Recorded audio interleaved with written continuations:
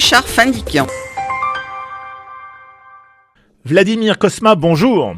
Bonjour Richard.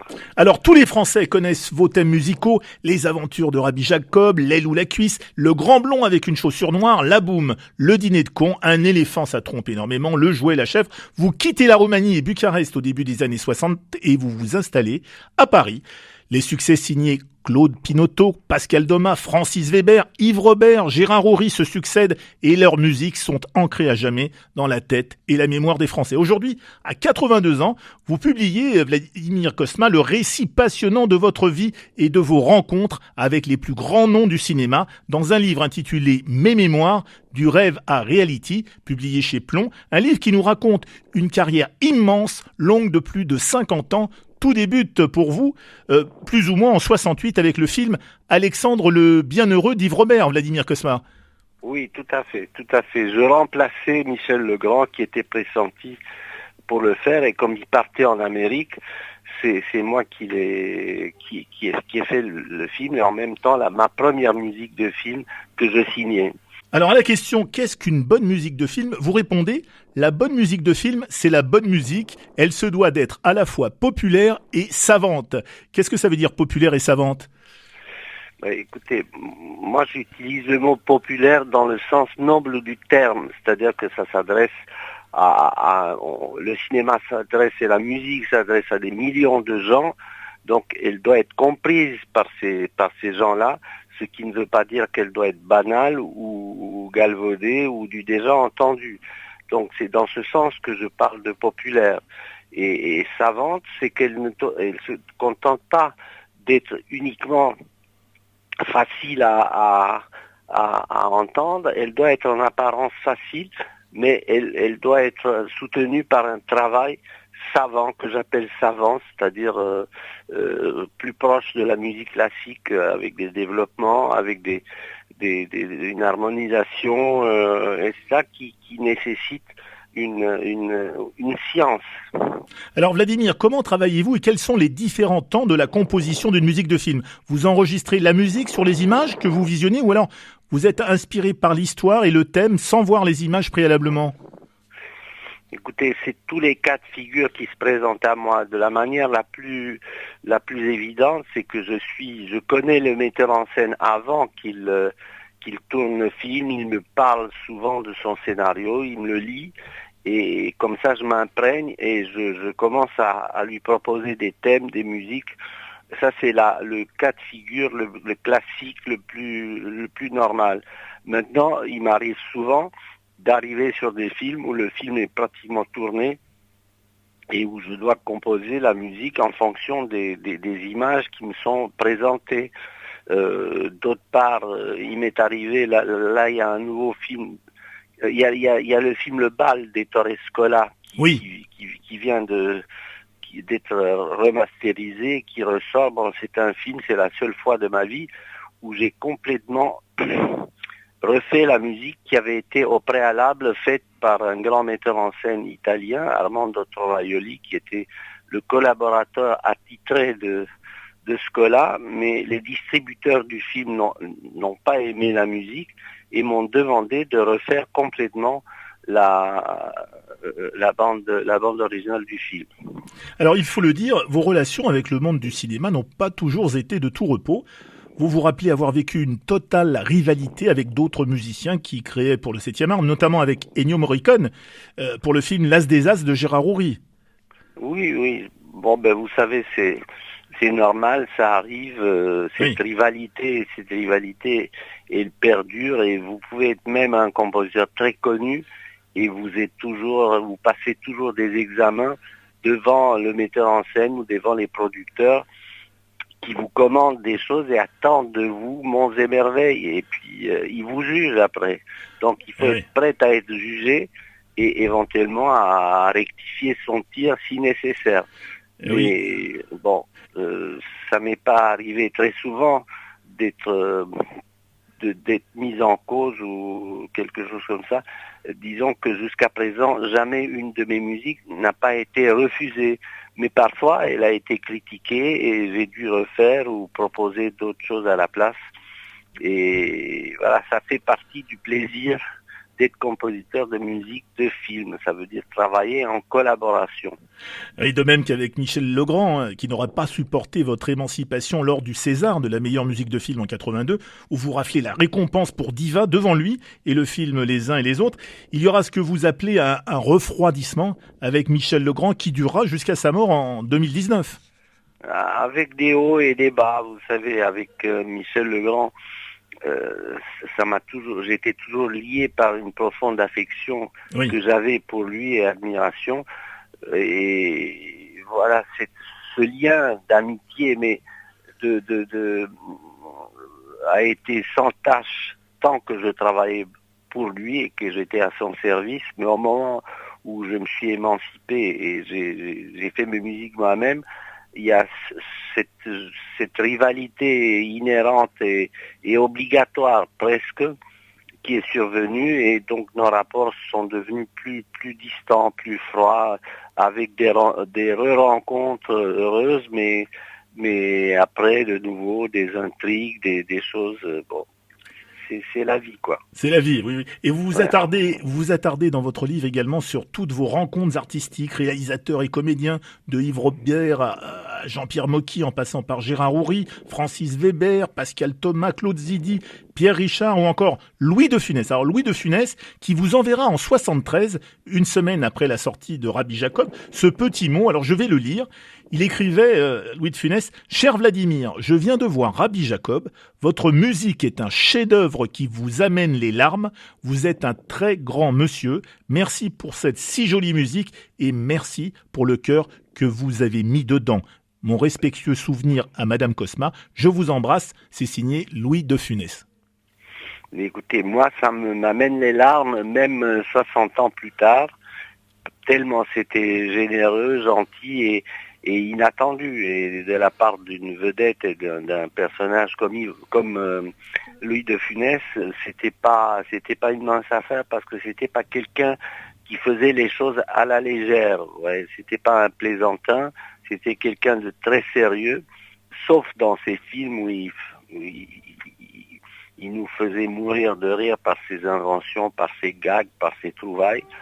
Mais il était très sérieux et très dans ce qu'il faisait. Bon, une lettre d'une telle beauté, je n'ai pas souvent reçu de ma vie. Surtout que c'était un de mes premiers films. Le Rabbi Jacob, c'était Oui. le 3e ou 4e film. Alors Vladimir, quel regard portez-vous sur la nouvelle génération? Vous dites que vous constatez que la création est en nette régression. Écoutez, je considère je regarde et je vois qu'il y a de moins en moins de musique originale. Quand je dis originale, c'est-à-dire faite pour les films. C'est un phénomène qui s'est encore passé souvent au cours de l'histoire de la musique. Par exemple, pour la musique de ballet. À une époque, au début du siècle, il y avait des compositeurs qui écrivaient beaucoup de musique de ballet. Il y avait des grands chorégraphes qui commandaient des musiques de ballet qui devenaient des chefs-d'œuvre, comme le Sacre du Printemps ou le Boléro de Ravel, etc. Bon, petit à petit, ça a disparu. Il n'y a plus de commandes de musique de ballet et le ballet utilise le répertoire, la musique du répertoire. Et voilà, ça s'est passé comme ça. À l'opéra aussi, il y a de moins en moins d'opéras originaux, importants, qui marquent notre époque, que c'était à un moment donné. La musique d'église, au temps de Bach, on écrivait toutes les semaines des cantates, des oratorios, des choses. Bon, mais l'église ne commande plus de musique, donc il n'y a plus ce genre-là. Alors, au cinéma, on voit un peu le même phénomène, c'est-à-dire la musique de film qui a commencé par le cinéma muet, dans lequel il y avait un orchestre qui jouait et qui accompagnait des images de films tous les soirs avec une musique différente choisie par le chef d'orchestre attitré. Petit à petit, la musique de film et avec le parlant et tout ça, et on a découvert le besoin de faire une musique originale par film. Et pendant longtemps, la musique de cinéma a créé des chefs-d'œuvre de musicaux faits par ces musiques originales. Et puis, petit à petit, depuis, surtout pour schématiser un peu l'avenue du phénomène Tarantino, ouais, qui a commencé à utiliser dans ses films des musiques préexistantes et ne pas commander des musiques originales, mais au contraire prendre des musiques du répertoire et les mettre dans ses films. Bon, les cinéastes sont éloignés un peu de la commande de musique et ils ont remplacé ça par des disques ou par l'utilisation de musique, des chefs-d'œuvre d'ailleurs de l'histoire de la musique, mais qu'ils utilisent dans leurs films. Oui. Vous avez la chevauchée des Valkyries, vous avez du Beethoven, du Frank Sinatra, de tout ce que vous voulez, dans les scènes importantes du film. Et la musique de film a pris une place un peu mineure la plupart du temps, de liaison, de petits suspens ou de choses comme ça. Donc je constate. Oui. Mais malgré cela, Vladimir, vous continuez toujours de composer et vous vous projetez donc encore vers le futur. Comment parvient-on à se renouveler ? Écoutez, d'abord, on se renouvelle si on a en soi la possibilité de se renouveler, parce que tout le monde ne se renouvelle pas de la même façon. On essaye chacun de raconter à chaque fois une autre histoire par la musique, mais pas chacun réussit. Et puis il y a des compositeurs où dès qu'on écoute une musique, on se dit je l'ai déjà entendu, ou je sais ce que c'est. Bon, donc c'est ça le problème de faire une musique nouvelle. Mais vous savez, c'est Gérard Houry qui m'a demandé à un moment donné quelque chose de paradoxal. Il m'a dit, écoute, parce qu'il savait pas exactement me dire ce qu'il voulait comme musique, du nouveau avec du déjà entendu, ou quelque chose dans ce genre-là. Ouais, donc, il voulait une musique qu'il avait l'impression d'avoir entendue, mais qui soit nouvelle, vous voyez. Oui. Il y a la fraîcheur de la nouveauté, mais que ça soit dans l'air du temps, quoi. Vladimir Cosma, dernière question. Parmi toutes vos compositions, s'il fallait n'en retenir qu'une, alors ça va être compliqué, mais laquelle retiendriez-vous ? Exercice difficile. C'est très difficile, mais je vous dis que c'est changeant, parce que vous me demandez aujourd'hui qu'est-ce que je choisirais comme musique. Bon, aujourd'hui, je choisirais le Rabbi Jacob, tout simplement parce que je suis en train de faire un arrangement nouveau pour Renaud Capuçon et Orchestre Symphonique, qui m'a demandé de faire un arrangement sur le Rabbi Jacob. Donc je travaille dessus et je suis sous l'emprise de cette musique. Mais il y a quelques années, j'étais à Rome et j'ai ouvert tout d'un coup les fenêtres de ce superbe hôtel, et je vois en bas de l'hôtel un orchestre de kiosque qui jouait une musique. Et quelle était la musique ? C'était la musique de la boum, ma musique. Et tout d'un coup, je me dis, mais formidable cette musique. Donc vous m'aurez demandé à ce moment-là la musique que je préfère, je vous aurais dit, c'est la musique de la boum. Oui.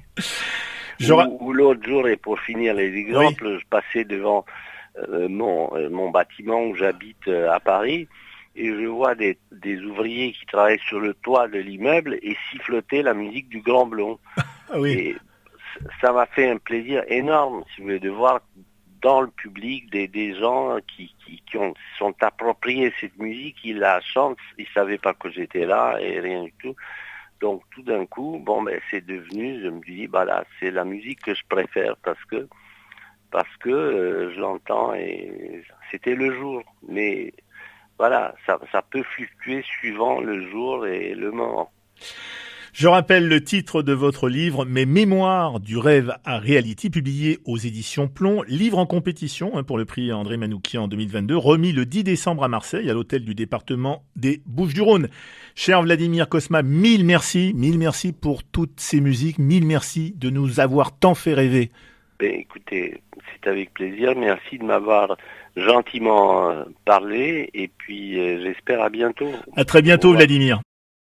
Maintenant, voici la question jeu. RCF Cultura Aubagne, Cinéma Le Prado. Avec quel film et en quelle année débute la carrière de Vladimir Cosma? Je répète, avec quel film et en quelle année débute la carrière de Vladimir Cosma? Des cartes cadeaux culturelles, des places de cinéma avec le cinéma Le Prado à Marseille à gagner. Pour les premières bonnes réponses au 04 91 50 82 33. À vous de jouer. Richard Findiquian.